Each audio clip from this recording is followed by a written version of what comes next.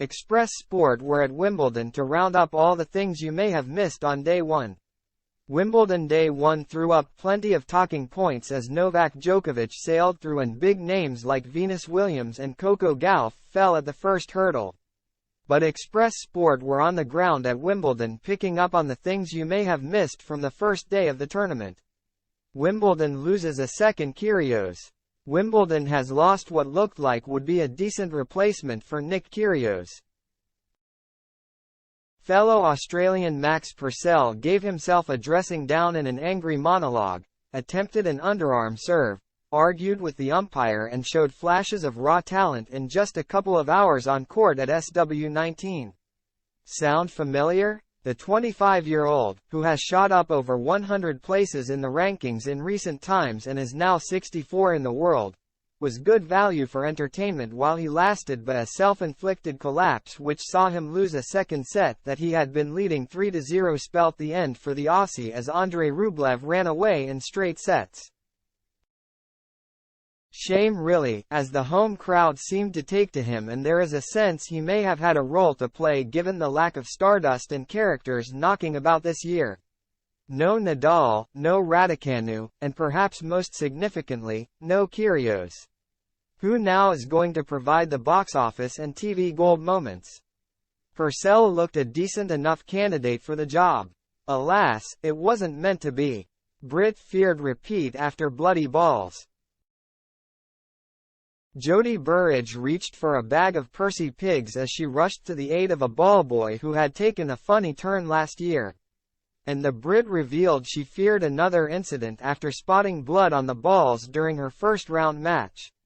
Speaking after her 6-1, 6-3 win over Katie McNally, Burrage said, "I'll definitely be celebrating tonight. Actually, I don't even know why, but this year in the second set, there was blood on the balls.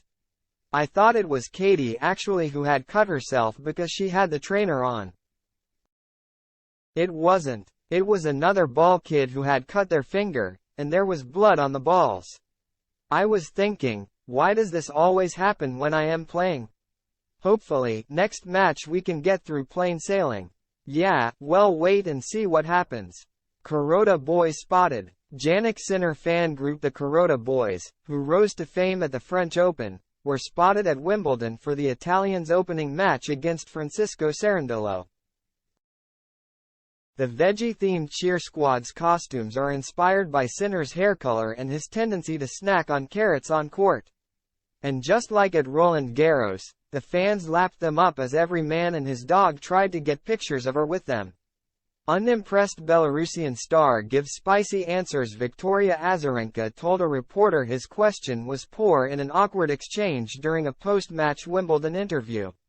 Azarenka was asked what Wimbledon means to Russia. To which she replied, "You do know I am not from Russia, right?"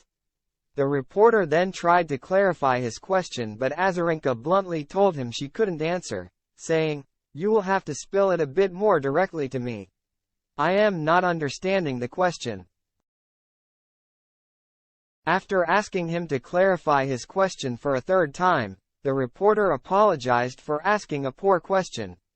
Azarenka agreed, saying, "Yes, it is, but I'll still answer it," before adding, "I think on international stage, Wimbledon is undoubtedly one of the biggest tennis events, and it's always been, and it's the oldest tournament in history.